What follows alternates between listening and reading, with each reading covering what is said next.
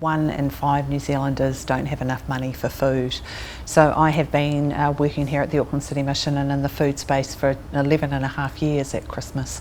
And all we have seen in that 11 and a half year period is that the need for food or the demand for food increase.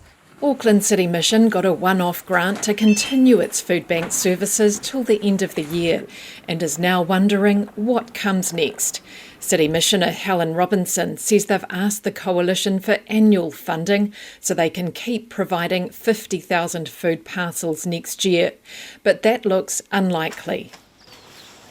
The government funds a food distribution network that collects surplus food from growers and wholesalers and delivers it to food hubs, although that money's due to end in July next year. Helen Robinson says state agencies refer people to food banks but don't fund them. When the government funding was stopped earlier this year, we publicly went out and said that we would have to reduce the number of food parcels from 50,000 a year to 20,000 a year. And that message still stands. So without any government support in any one year, that is what we'll have to be reduced to.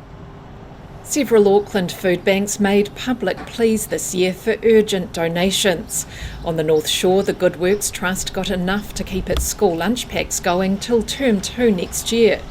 It gets referrals from the City Mission, state agencies and charities supporting people in need.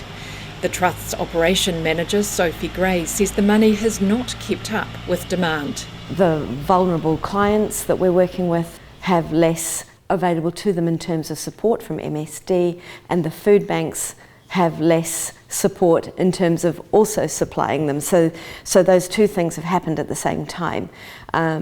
So it's been a major shakedown. Sophie Gray is also calling for the government to provide ongoing funding for food banks. Some funding and some recognition of the fact that we are actually, our organisation and others like us, we're actually doing the government's work.